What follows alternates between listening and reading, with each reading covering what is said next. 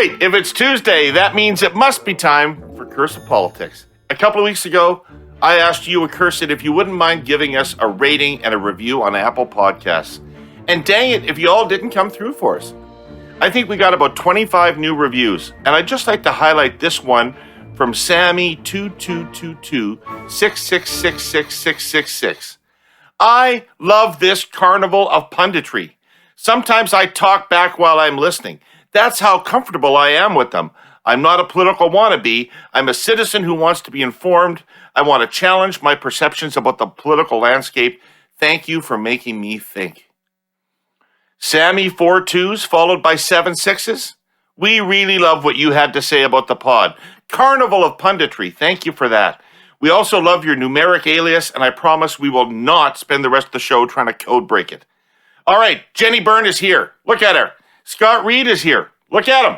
Hey, guys. Let's get at it. Wow. Hey, who's with Pierre? Based on the responses, maybe the better question is, who isn't with Pierre? Is there going to be a real CPC leadership race, or are they just going to anoint Mr. Poilievre after his announcement online via video? And with that, we'll talk about how leadership bids are launched these days and contrast it with how it used to be done. Also, it's Toronto versus Ottawa versus Ontario versus the Feds versus the truckers' convoy. We'll contrast the different government responses to the protest. And as always, we'll do our cursed clipping this week, courtesy of Mark Carney. And don't forget to stick around for our Hayus. Jenni, Scott, great to see you guys. How are you? Hey, guys. Hey. Well, a lot has happened, at least in my party, since the last time we chatted.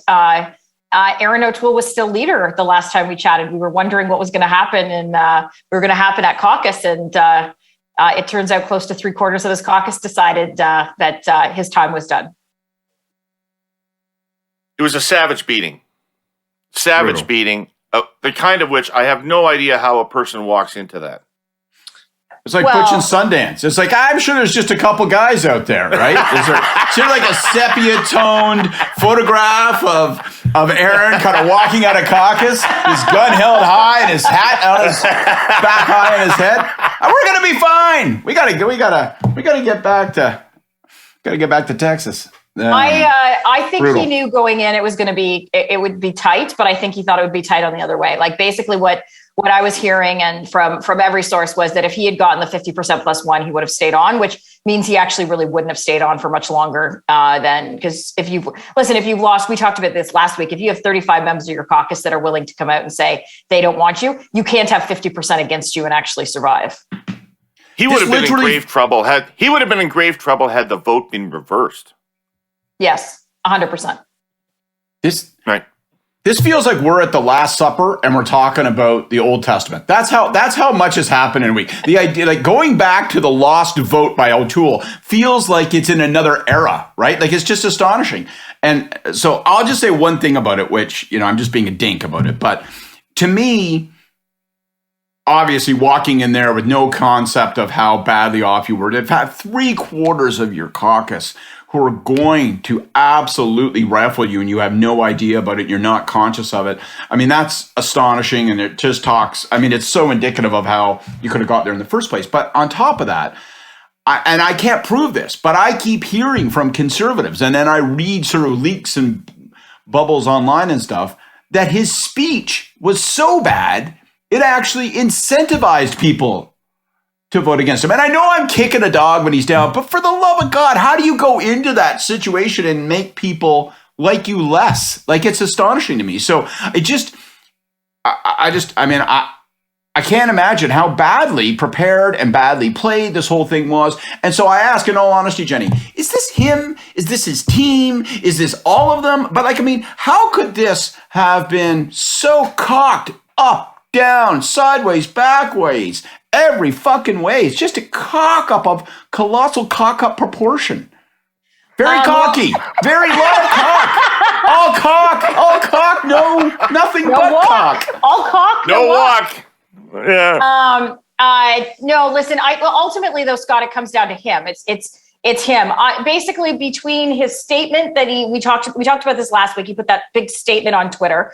I heard that there were about 12 caucus members that went from Monday morning supporting him to not supporting him Tuesday after they saw that, because he was basically repeating Justin Trudeau's rhetoric about conservatives, and the speech that he gave to caucus. To your point, anyone on the fence was like, "Fuck, this guy just doesn't get it." I think there was Matt Gurney had he transcribed an interview that he did with someone off the record, or not off the record, on background, of one of Aaron's teams, who it read as in someone that didn't go in with parameters. It was obviously someone not dealing with the media, because my guess is they had no idea he was going to print the entire thing. It was astonishing.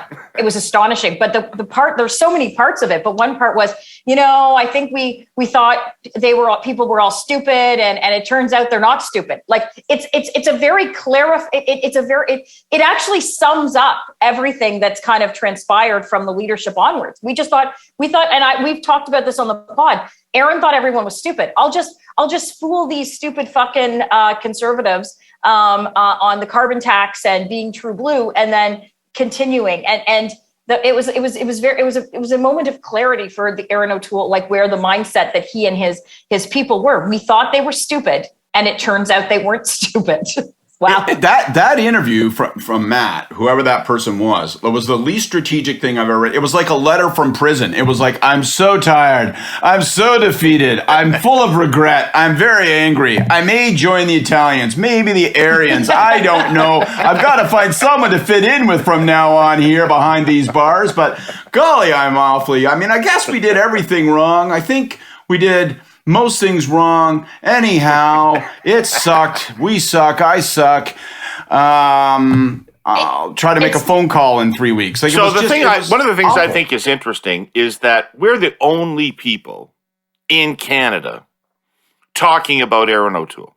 Yes. Oh, yeah. There was nobody talking about Aaron O'Toole. It's so over. One of my favorite political ads ever was a Reagan ad against George Herbert Walker Bush in 1988, because Bush had this incredible resume. He'd been the head of the Republican National Committee, and he'd been the head of the CIA, and he'd been a congressman, and he'd been ambassador to the UN, and all this kind of shit. And they ran this ad, the Reagan people ran this ad, of a guy walking through a fresh field of snow and not leaving any footprint whatsoever. It's beautiful, right? Line, eh? And that was George Bush, as far as they were concerned. He has a great resume. What the fuck has he ever done? And O'Toole disappeared as quickly as that. No footprint in the snow whatsoever. No, and I don't think you can compare Bush to Aaron to Bush. No. But it is actually, it's funny. I was saying this to someone yesterday. It's almost like the Aaron O'Toole era was over. It was kind of like the vote came on Wednesday. He put his video out. Everyone kind of shrugged and moved on. But it also just shows that how important it is, and how principles do matter, especially within the Conservative coalition. Don't lie. It's the things I learned in kindergarten list. Don't lie ever. It's a bad thing. Definitely don't lie in politics, especially to your own party, which is what Aaron did. And caucus is a lot more important than people give them credit for, which is one of Harper's strengths that, we've talked about on the pod, that people don't realize that his relationship with caucus was extremely important in terms of keeping our coalition together. And Aaron seemingly did the exact opposite. And so those three things, I think, are the reason he down spectacularly, and how nobody cares. Aaron is. I've spoken to literally hundreds of conservatives over the last 4 or 5 days, and nobody is talking about Aaron. He's just dead. It is a monumental lesson in how savage this world can be, how abusive we're being right now. Right? I mean, we're pounding it in, but it's like the Bugs Bunny cartoon. When the Roadrunners runs and he just takes that dot of black and throws it down. Something goes through it. He picks it back up and runs away. That's Aaron. He went through the Roadrunner black dot, and now that's it. He'll never be heard of again. Nobody will think about him again. It's like, what's the Roadrunner doing? That's all that's on anybody's mind. It's gone. Yeah.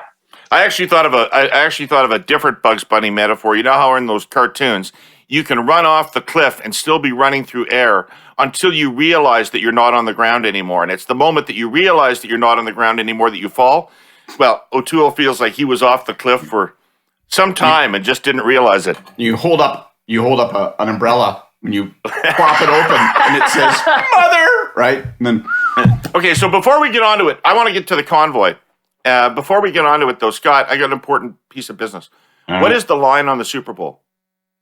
You know what? I haven't checked it, to be honest, so I don't know. I'm going to guess that it's slightly favors LA, maybe 3.5, 4.5. I'll check it right now. Okay, who do you want? Who do you want? I guess I'll cheer for LA. My old high school football coach always said, No, we're betting $50. We're betting $50. I'll take LA, but I kind of like the swagger of that Burrows kid, you know? That kid, he's a born star, but I'm going to go LA. Okay, so I'll take Cincinnati. All Jenni, right. you want any piece of this? Nope, not one little bit of it. This is the Super Bowl.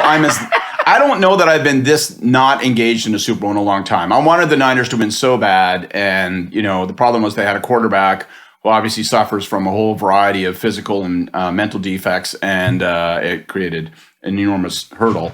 But I'm kind of like, yeah, whatever, I guess. My sister, for what it's worth, my sister is the biggest football fan I know. She's a long-suffering Dolphins fan, and she said she is going to watch. She will definitely watch. She doesn't really care who wins, but probably her heart's a little bit with Cincinnati.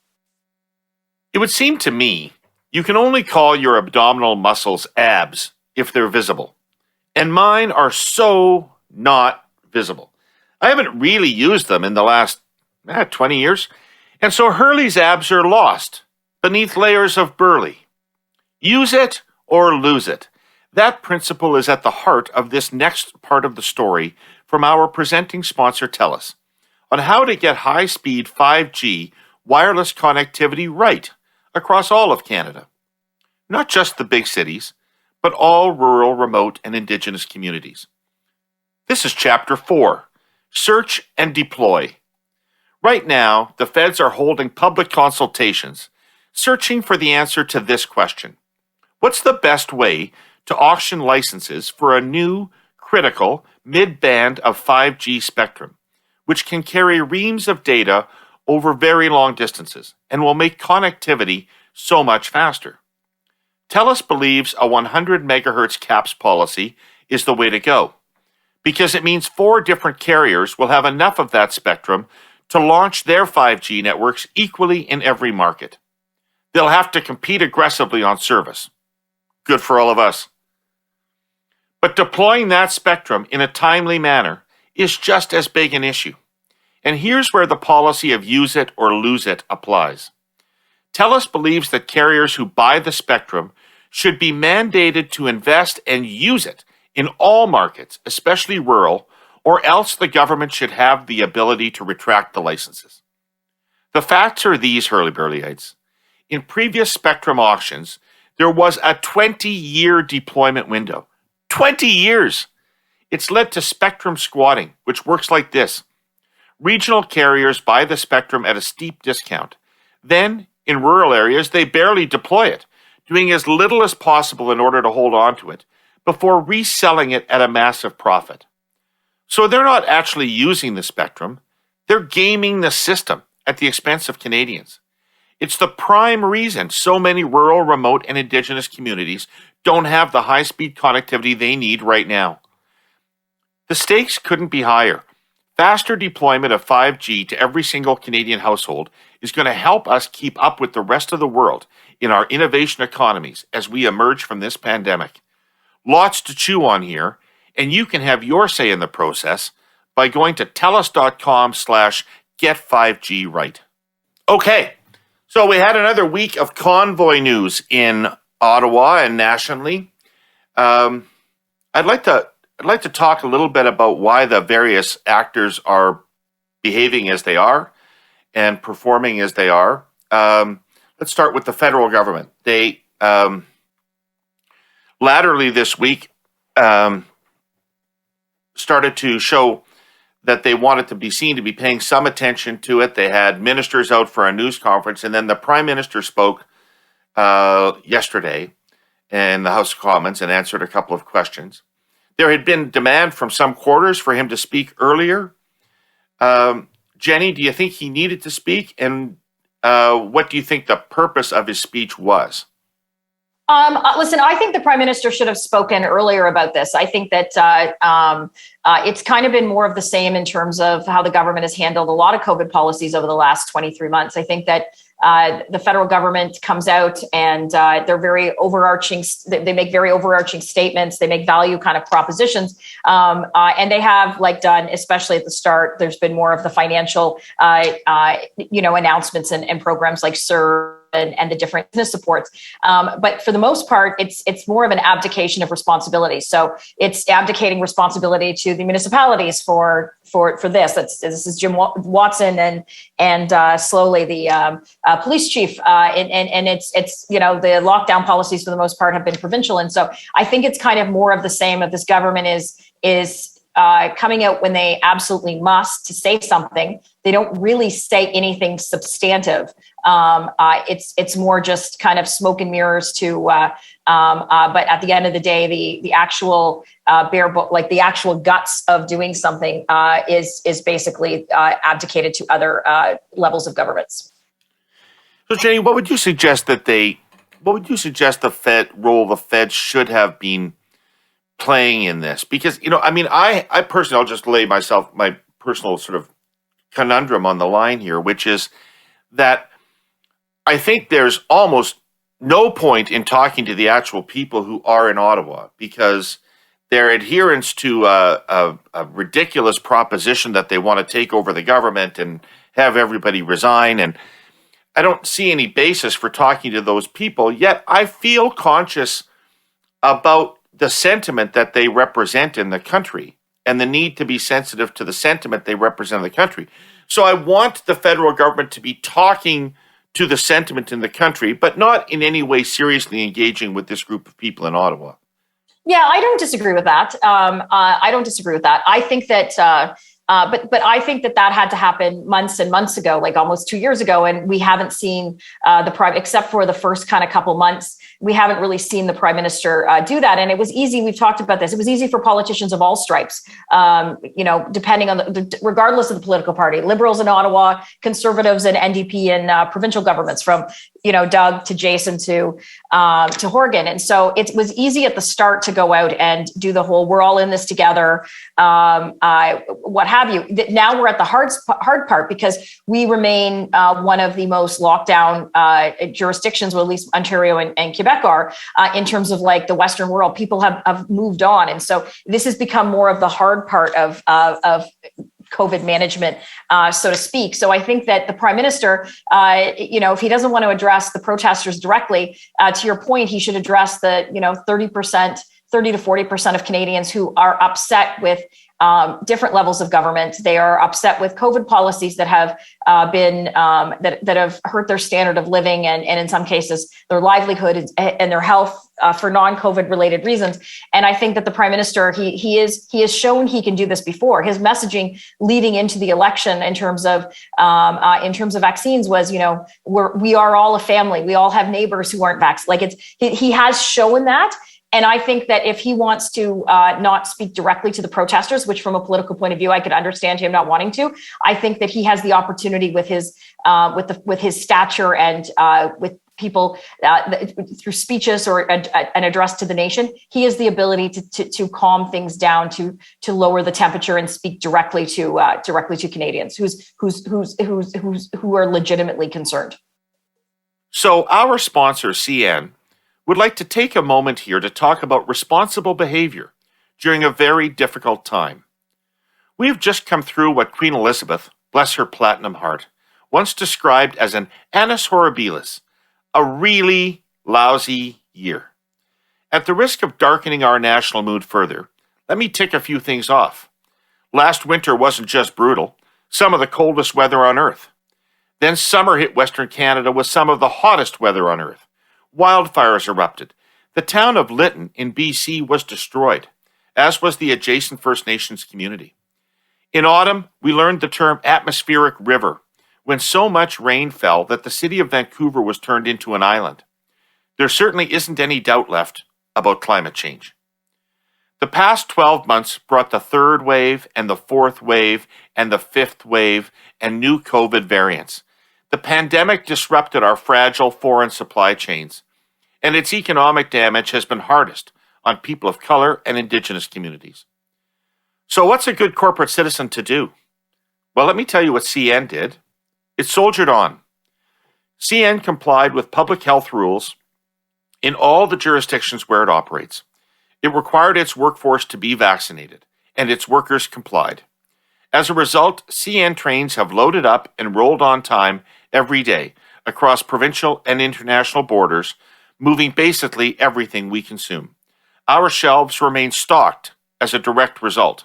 Our domestic supply chains are rock solid. CN not only coped with extreme weather, it stepped in to help when disaster struck in BC. Furthermore, the railway has been named a top performer in reducing its carbon footprint and has taken steps to make its management and board of directors more diverse, more inclusive. CN does not regard any of this as heroic stuff. It is what I said earlier: quiet, responsible behavior and public service. Being a vital pillar of the Canadian economy is a heavy load. But you know, CN has been dealing with heavy loads for 100 plus years. Scott, if Paul Martin was the Prime Minister, you'd have written that speech yesterday. How'd you think? Yeah. What'd you think of it?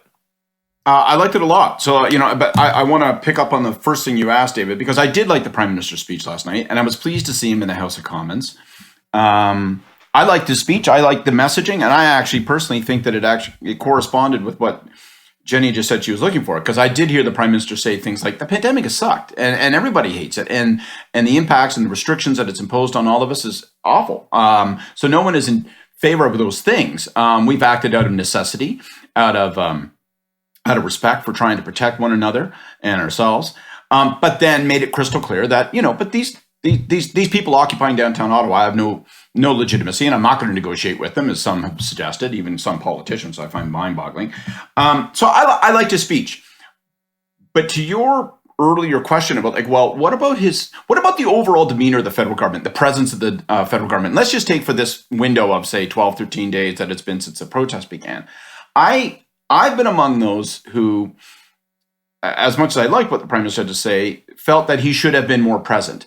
And I couldn't help but think of it, as we all probably do, through the lens of, well, what advice would I be giving if I was sitting there across the desk from him and he would say things to me like, well, for Christ's sake, Reid, what do you want me to say? I mean, I've said that we're willing to harness resources at the request. I mean, what is it you would want me to say? And I guess my feeling, particularly as it's carried on, and you can see the fatigue and the frustration forming with people that are living, particularly in Ottawa, and therefore, subjected to it.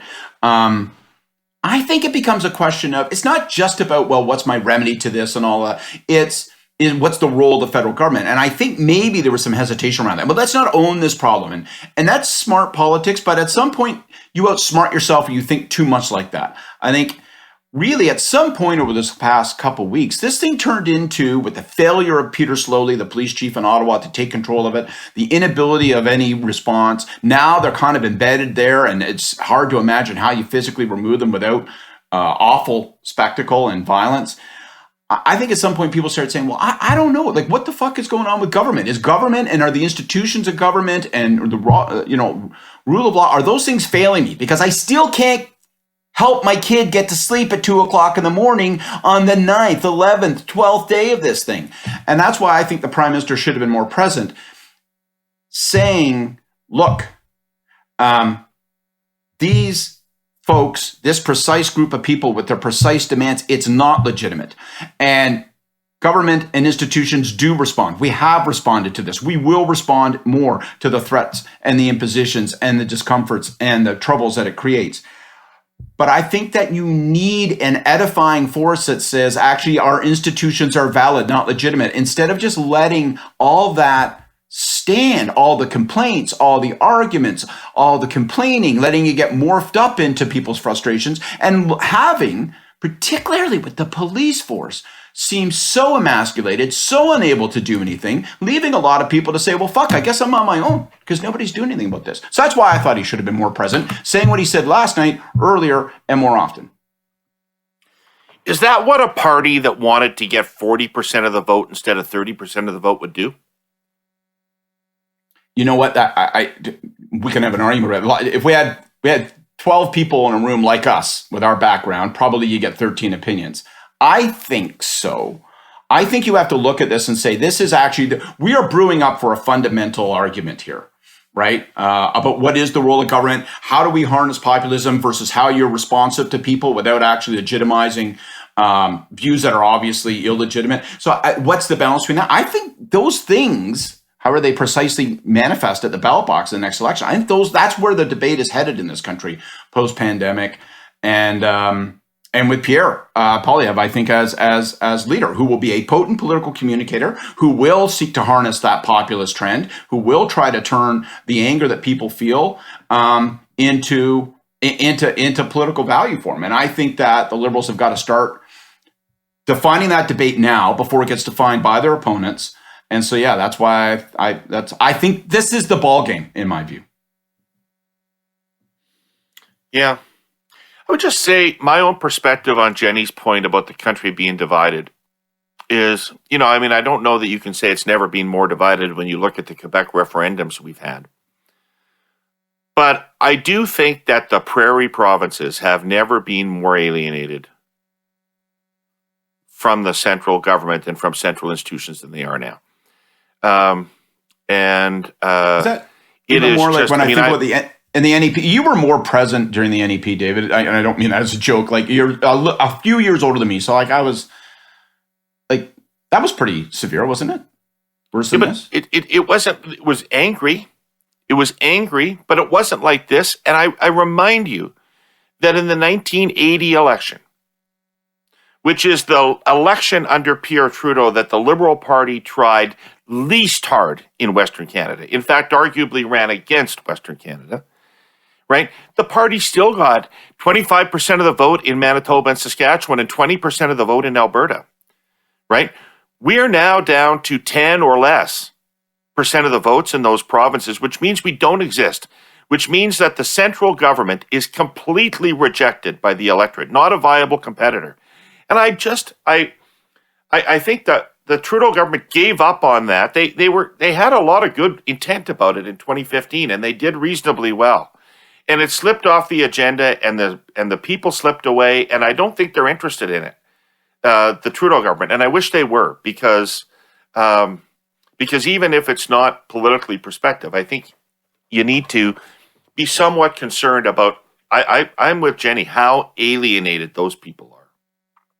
I also, David, don't think it's, yes, do I think Westerners, especially in the Prairie Province, feel alienated? But I don't think it's just that. I think I would be wrong if the Liberals, because that could play to a narrative that they have for the reasons that you say. They don't give a shit about Western Canada because they can form government without them. But I think that would be wrong if Liberals think that it's just people in the Prairie Provinces that feel alienated right now or upset, because that is not the case. That's not what we're seeing. That is not what we're seeing across the country, and that's not what we're seeing in provinces like Ontario and Quebec, which I know geography reasons were the reasons that they were out in full force regarding the protest. But I think it would be very wrong if people assumed that it was simply an alienation. It was just the West that was alienated, felt alienated from the government right now. Just one, in terms of another level of government on the convoy thing. One of the things that interested me was the Ford government and how disinterested they appeared to be in the Ottawa protest.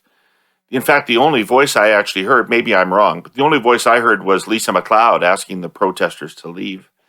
But when there was a threat there was going to be a protest in Toronto, the provincial government seemed like they were all over it, working closely with the city and had a plan in place. And, it reminded me of my days working in the Ontario provincial government and just how present Toronto is in your life when you are the provincial government, and how what's happening in Toronto supersedes what's happening anywhere else. I mean, I think when you're the premier of Ontario, you're half the mayor of Toronto. Well, and more so for Doug. Yeah. Mayor of Toronto. I think that's the case. I also think, though, for the same reason, for the exact same reasons that you say that Ontario, like if the Ontario government, Toronto is omnipresent, I think that's part of the reason why people were expecting the Liberal government in Ottawa to play a bigger role. It is the center, like the government is the center of Ottawa. The Parliament Hill is it's the federal government, and so I think the both can be said. I think it's a knee-jerk reaction to think if it's happening in Parliament and if it's happening, in downtown Ottawa and the core blocks on, the juncture of Wellington and Rideau, it's a federal government responsibility, and so I think I think it's both ways. I think that probably the city of Toronto and the Toronto Police Force kind of looked at Ottawa and looked at some of the mistakes that people have been pointing out about the Ottawa police force, and they just are like, okay, well, we're just going to cordon off Queen's Park. So we're not going to end up in the same situation that not in the same situation as Ottawa. And so, you had some people in Yorkville that were extremely inconvenienced as people danced down Bloor. But for the most part, it was like the main protests on Friday night. And I had a lot of friends that went out and took a lot of pictures. I had one friend describe that it was almost a cross between Caravana and Pride in terms of what the mood and the partying that was taking place. But like you even had the truckers or the farmers that came in on Friday night, and they all had to leave. They had to leave after a couple hours because they had to go home and make sure that their livestock were fed, and they were planning on coming back in the morning. So it seemed a much different atmosphere generally between Toronto and Ottawa protests. Yeah, I think I agree with tons of that. Like in particular, I'll just call it like James Raymer, who's the interim police chief in Toronto, did a hell of a great job. And was backed by the mayor of Toronto, and he was backed by the province quietly or loudly at different times. So I think, and people can say, well, he had the benefit of learning from Slowly's mistakes in Ottawa. Yeah, all right. But he also had a fundamentally different point of view. And, there's some schools of philosophy about policing and stuff that also belie all that. But I mean, I think basically the attitude of pretty well everybody, the police chief, the mayor, the premier, provincial government was, look, if you want to be able to make this thing stop, then you got to be very careful about letting it start. And so they, over a course of a number of days, winnowed down what would and would not be permitted, and that had a dampening effect, and it allowed them to respond in a different way. I think even more interesting from Ford is today, like just this morning with the blockage that's happening on the Ambassador Bridge, holy smokes, you want to see a provincial government move. Like he's gone lickety split. Like, as you say, he's very quiet about stuff in Ottawa, sort of the way, how do we play this? Is this part of my voter coalition? Is it not? Is it Ottawa? And therefore the PM sort of wears it. Why would I go down the 401 and get my mitts all over this thing and all that? But the Ambassador Bridge, it's like, hey, guys, it's a main artery. We're not fucking around. Okay. Like, this thing's going to be cleared, and if we have to start doing stuff like removing vehicle certificates, well, then we'll crackerjack right onto that. And so the contrast in his messaging, huge. And I presume a part of it is after 13 days, people are like, yeah, I got no fucking time for this stuff. And I don't want to see it start happening everywhere. If you permit it to occur on the Ambassador Bridge, does that mean it's going to start popping up in a whole variety of places? So you have to say, listen, Ottawa is not going to be the template we're going to accept everywhere. Well, threatening democracy is one thing, but threatening the economy, that's a whole different thing. Yeah, I don't screw around with my oranges, man. Well, this takes us to our clipping of the day. We have sound effects for this. Our clipping of the day came to us yesterday, courtesy of the Globe and Mail and Mark Carney. Mark Carney, and this may be the starting point for this conversation, is Mark Carney wrote an op-ed in the Globe and Mail. And it wasn't about climate, and it wasn't about finance. It was about ending the blockade. And he did two things that were interesting in this, one of which is he wasn't playing around with the protesters. He out and out called it sedition and said that it ought to be treated as sedition, and the money ought to be traced to it. And the second thing is, and I thought this second part had some resonance in the dialogue throughout the day yesterday was his call to peace, order, and good government as the overarching theme of the Canadian Constitution and of our Canadian society. So, I guess the question is, why do you write it, and what does it mean, and what does it do for him? Scott, you want to start? Sure. I don't know why he wrote it. It's certainly, you want to talk about sound effects. Holy smokes, I could hear the tongues clicking from official Ottawa all the way up here in Toronto. People were, woohoo, what's this mean? Especially because, as we mentioned, the Prime Minister, he had COVID or whatever. Maybe they were politically managing it. But he seemed to not be very present for 3-4 days. And it was right in the midst of that prior to the PM speech that, of course, Mark's op-ed lands, and boy, oh boy, did it send the hens a-clucking. I liked the op-ed. I liked it a lot. I liked its clarity. I liked that it was uncompromising on this issue. I like how it contrasts with the Conservatives, and I thought it set up a pretty interesting clash. I don't know. I don't know what he's up to. I mean, people can speculate. If the PM leaves, does this mean that is this an indication that Mark is more likely to enter the political fray? Is that, because he's decided to comment on broader issues? Or is it just like he's a prominent guy, gets asked all the time, he lives in Ottawa, and he's fucking sick and tired of the horns blaring all goddamn night, every night. So I don't know what it means, but I choose to speculate that it means that he is going to be present in our politics. He's going to express his point of view and speak up when it suits him. And I think that's goddamn K by me.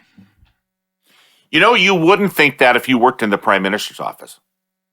Well, I don't know. No, you'd have been pissed about that column and fucking admit it. Oh, you would have been pissed. Oh, yeah. Oh, they might have. I don't. You don't need to be pissed if you're not threatened. Like, if you know that the PM is staying, let's be crystal clear about this, right? Justin Trudeau there's no thin ice under that guy's feet, right? So, people speculate about his future. It's completely 1,000% in his control. So you ought not to be too pissed off about it. If you don't like the contrast in terms of the volume that's coming on this issue, well, increase your volume. You got the biggest microphone in the country, the Prime Minister. So, if you're pissed because you think that it suggests something politically, your position is secure. And if he's already decided that he is moving on, as some people think, you and I don't, but if that's what then obviously you're not threatened anyway. So whatever.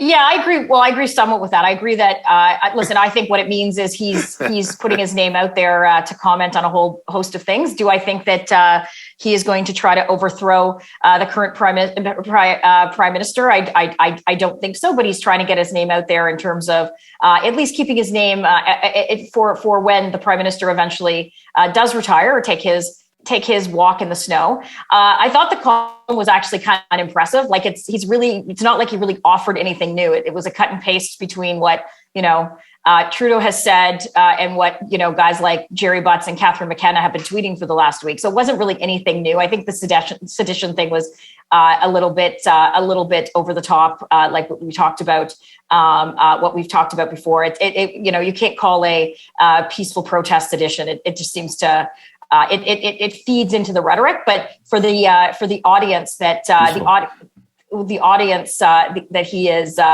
appealing to, the audience he is appealing to will say that a peaceful protest in Ottawa is sedition, but it's okay to advocate to have terrorists like Omar Khadr be brought back, even though they planted IEDs in Afghanistan that could have killed or contributed to Canadian soldiers dying during the war. But it was a piece that was like, hey, Liberal establishment, hey, Liberal members, when Trudeau goes, it's not just Chrystia Freeland. I'm here. Don't forget about me. And I'm more than just I am more than just the guy talking about climate change and globetrotting around to UN conferences. It does not get me as horny as talking about the Glasgow Financial Alliance for net zero. So let's not overcompensate here, Mark. I want to get back to that because that's what really gets my genes itchy. That was the audience. That wasn't to see him speak out. The audience that was to you guys. It was not to me. I think that's fair to say. Okay, let's move on before we run out of time to the Conservative leadership race itself, and I think a couple of us have some disclaimers that we want to make. I'll make mine. A couple? Okay. I'm actually shocked. I'm like, who's the other one? Jesus Christ, no one told me I had to bring a disclaimer. Give me a minute here. I got to come up with something. I have a disclaimer just so people understand how I'm going to be trying to process this. I am really going to be trying to fight my bias because I don't know Pierre Poilievre at all. And I don't say that I don't like him, but I don't like the political persona of Pierre Poilievre. And it's never been the kind of thing that appealed to me. That doesn't mean it won't be successful. And I need to distinguish my own personal reaction and analyze this, because the only thing that I do know for sure about Canadian politics is that the Liberal Party is going to lose an election. And so some leader of the Conservative Party, and we're getting near the time when you would expect it to start to happen, is going to be the Prime Minister. So point number one, you can't discard him just on that basis. The second thing is there are lots of things about him that show a lot of sophisticated understanding of politics. I don't want to disregard that. So people listening to me as this goes on are going to hear somebody that's really trying to understand something that they don't really understand. And I'm going to try to be fair about that. Well, that's not really a disclaimer, David. That's self-awareness. That's not a disclaimer. But I do appreciate you trying to make sure that I'm not the only person on the pod that has to do a disclaimer. I don't think anyone is going to be surprised when they hear that I'm obviously supporting Pierre in his leadership bid. I think I made the same disclaimer back in December 2019, January 2020, when Pierre was musing about running the last time and didn't, that I would, if Pierre ran, that I would support him. So it is a complete disclaimer that it will be a shock to. I would be shocked. I would be more shocked if someone is shocked by hearing this that I will be supporting Pierre in his bid to lead the Conservative Party. All right, Reid, what do you have going up to? My disclaimer is the same as David's, but I just want to underscore emphatically that I lack the self-awareness that David has. So I'm just phonetically repeating what he has to say about how I don't understand it and all that sort of shit. But I'll try very hard to be objective and not personal and angry and all that sort of thing. But I will say, in all honesty, I think the guy's talented and he scares me. And he scares me because I also don't like the politics. And I think it's going to be fascinating because I think it's going to be really interesting to watch to see how an overt effort to harness that populist sentiment translates, and whether it translates into something over 30%. And I am constantly thinking to myself, why is the Liberal Party trapped at 29%? Why is the Liberal Party trapped at 29%? And how very, very, very fucking vulnerable that leaves it, particularly after it's been in power for a number of years and gone through 3 elections, how very, very vulnerable that leaves it. And when people go, oh, Pierre Poilievre, I hate his politics, not going to, nobody's ever going to elect him. He's going to be really popular, 25%, nothing beyond that. I'm maybe it's fear as opposed to self-awareness, but I'm not in that camp. I am seized with this guy. Well, his launch it was a soft launch, and about 500,000 people have, if not more, last time I checked yesterday, 500,000 people have, through different social media channels, have watched his launch video, and that's something that is very unique in Canadian politics. Jenni, I don't say this to be snarky. Just out of curiosity, do you know how many of them are Canadian? I have no idea. Okay.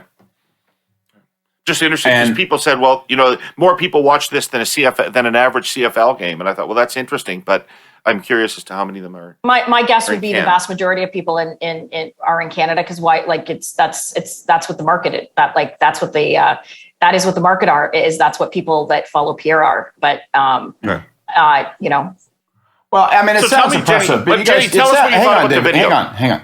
It sounds impressive. Just before you go, it sounds impressive, but you guys have to keep in mind that he hitched his wagon to this groundswell of Victorian poet William Ernest Henley, and so that instantly baked in quite a few million right there. So he's hitting the highlights.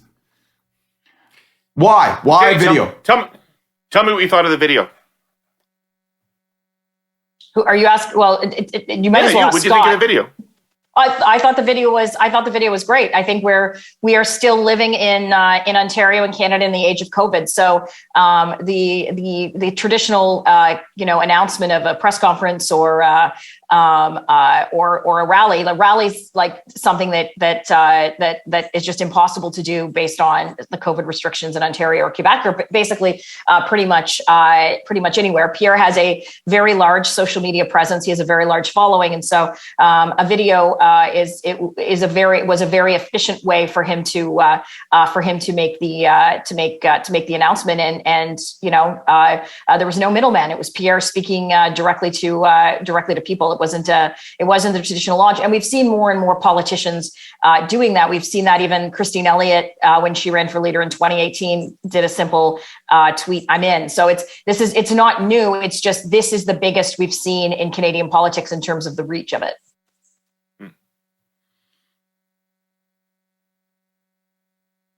Well, I guess I'll say what I liked and didn't like about it. It's actually, I agree with that. And maybe we can come back to that because I think it's interesting. I think it is now, it's established that this is the mechanism, the default mechanism by which you declare your intentions to run for leadership. You do it online. You do it through social media, and you generate churn that way, as opposed to, in the old days when, you book a hall and then you come out give a speech and you'd have 3 senior members of the party whose gravitas and pull with certain portions of the party are obvious. Well, you were trying to generate earned media back in those days, right? Because the only way that anybody would hear of your launch was earned media. So you'd have to create an event that they could cover, right? That would look impressive. Now, big riser at the front, little riser at the back for the cameras, right? That world's over, man. That fucking world is over. That's not how you get heard, right? You get heard by, releasing your video on Saturday night or whatever the hell it was. It was intriguing. Well, and Jenni's point about the middleman is because in a traditional launch, you would do your event and then you would spend several hours hoping that you got the right clip. Yeah. Right? Hoping that the media went with the line that you wanted them to go to or not, and if they didn't, it's all we sound a million years old, David. It sounds like... No, but I remember it. It's true. I remember it too when I first got involved in politics, and you're waiting for a story to break in the Vancouver province, and you'd have someone go out, get the paper at 5 a.m. and call you to read you what the story was. Well, the fax machine would go off, and the little rolly paper would fall for you to be able to get that information. Yeah, for sure. Yeah, it's a whole other world. I mean, literally, you would sit around and go, "Okay, we'll wait until 9:00, and then we'll watch. We'll watch the News World edition of the National and find out if we succeeded in our communications objectives." It wasn't that long ago, and yet, as you say it out loud, it was kind of, I don't know. When you think the guy's coming down from the mountain with them stone tablets, it feels like it's a long time ago. But it wasn't. I remember Mike Robinson in the 1990 leadership on the phone begging Ellie for a clip at the CBC News. Come on, you got to put Martin on, and you got to have him saying this. And that's how you did. It's choices you had. But it's up to 10 years. 10 years ago, it was still that where you'd watch the 9:00 CBC at 9, and then CTV's early broadcast on at 10:00. That was 10 years ago. And even if you look at the 2008 election when Dion did the interview with Steve Murphy on the Atlantic channel, it was someone from Atlantic Canada that called me and said this was a disaster of an interview, and it was when PVRs were still new, and so calling someone that had a PVR to go back and then basically record on a DVD to then drive to the war room for us to see it, because it wasn't the instantaneous Twitter that we get now in terms of when it's on the news. So it's not that long ago that we were all we all suffered from not finding out instantaneously what's happening. Hey, when does he have to face the media? Surely at some point he has to do some interviews. Yeah, well, Pierre does regular media. Pierre does regular media, but we'll see. At this stage of a leadership campaign, we know what people are focused on, and it's only been 5 days since Aaron bit the biscuit, so to speak, and so there's a lot of things. There's a lot of things that are going on kind of behind the scenes, and so it's not that he's not present publicly at all. But I think that if he was to ask for my opinion, I would tell him to just continue doing what he's doing. He's going to have plenty of time to speak to the mainstream media. So let me just, because I just can't help myself. There's a couple things about his video and the whole thing that I liked. From a technical standpoint, from a professional standpoint, there's a couple things I didn't like, obviously. I didn't like a lot of the messaging, but that's inherent, right? Like, I don't like this shit about freest country in the world and we're going to create the freest country in the world. I really do think, and I'll try to be objective. What do you have against freedom? I think the whole bumper sticker of freedom, this is among the things I'm going to try to be objective and curious to see how it unfolds. Because I think that it's innate value and its brand definition may be less and more than conservatives think. Maybe I'll be wrong. We'll see. Less in the sense that I think it taps into fewer people than you might think, and more in terms of making associations with things that you might find are pejorative as opposed to positive. But we'll see. What I liked a couple things big time about it. One, I like the upfront. I like going out fast. Like, I think, and I know this is awkward for you to hear, Jenny, but I think this guy's going to smoke the race. I don't even think there's going to be a race. I said that. I've been saying that on TV and radio since the vote that was happening on O'Toole's leadership. I was already down the road and over the hill saying Pierre's going to run.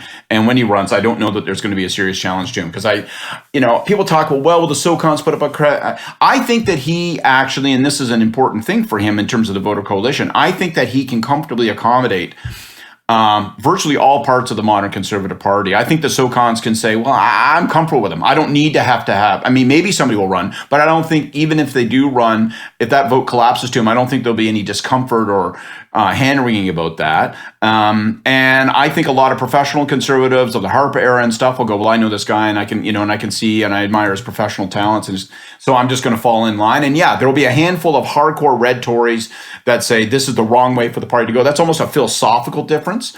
But I think getting out front first was smart. And I think it almost says, like, seriously, come on, you're going to have to take this on, or are you going to do that?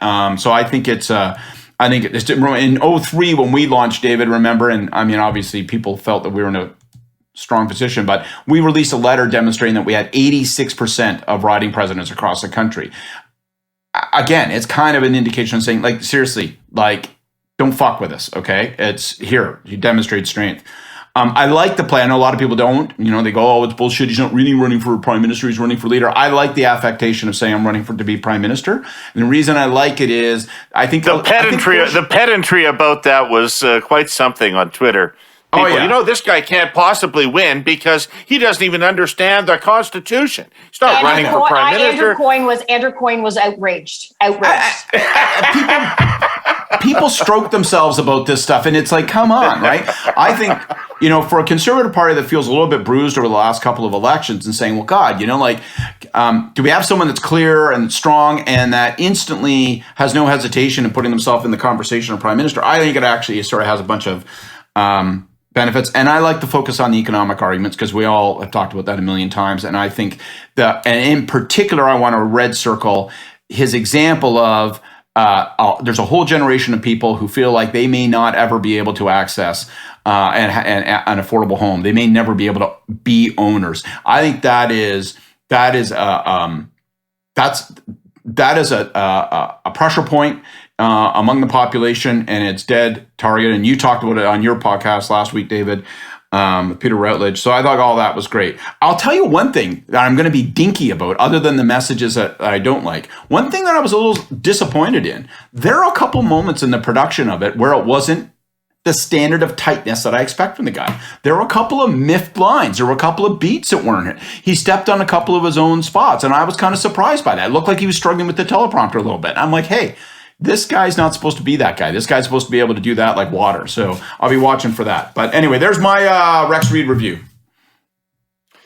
It was interesting. I mean, you talked about a few things that were in it, like economy and things, but the message that comes out of it is a full-throated embrace of populism. Big time.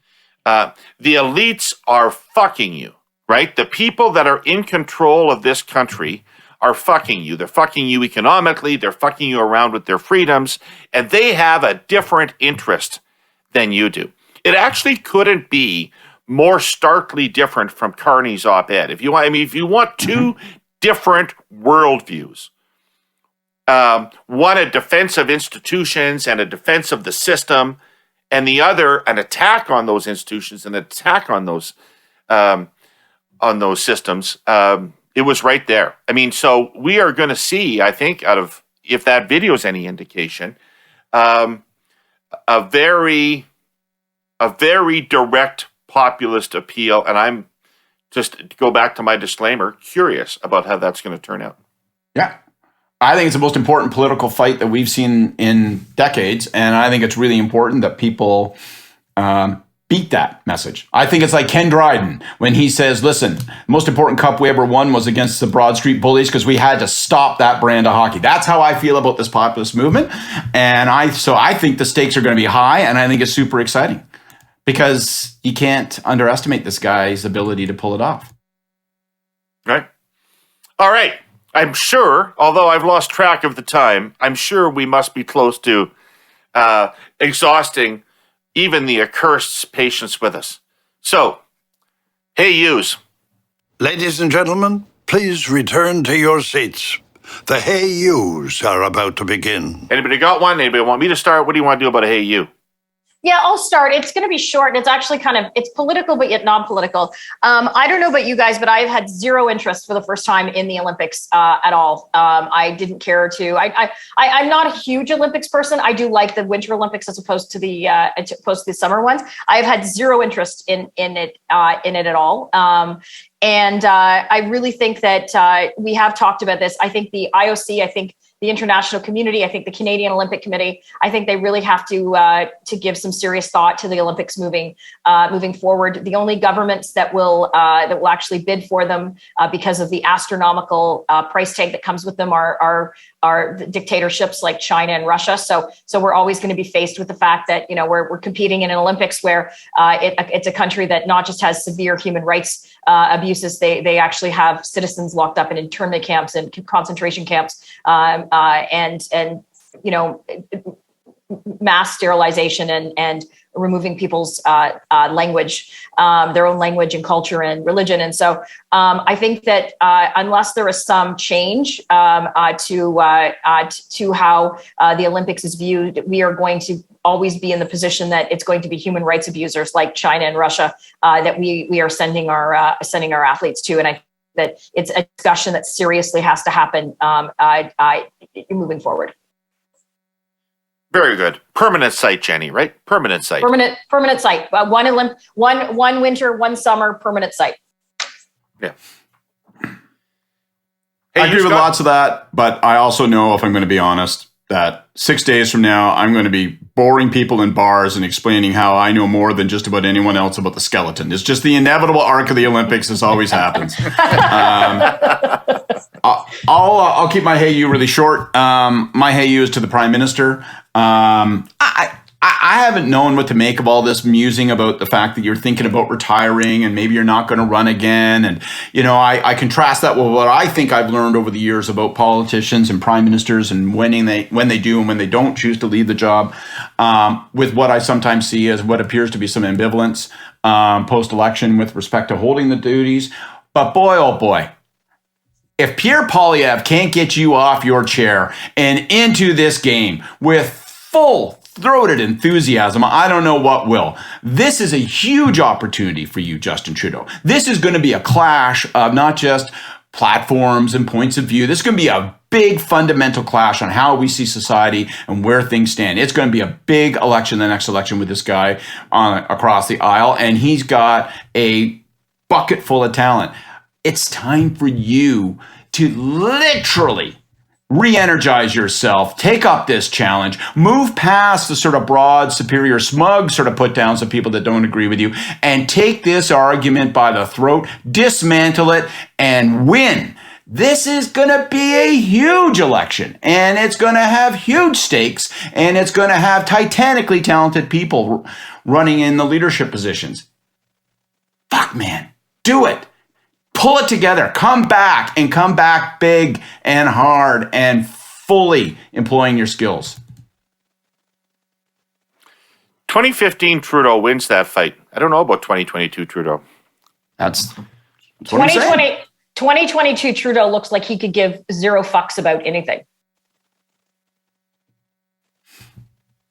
My Hayu goes out to Jean Charest. Sorry. I like Jean. He's a good guy. In the face of all odds, in the face of all obstacles, run. I'm begging you, run for the Conservative leadership.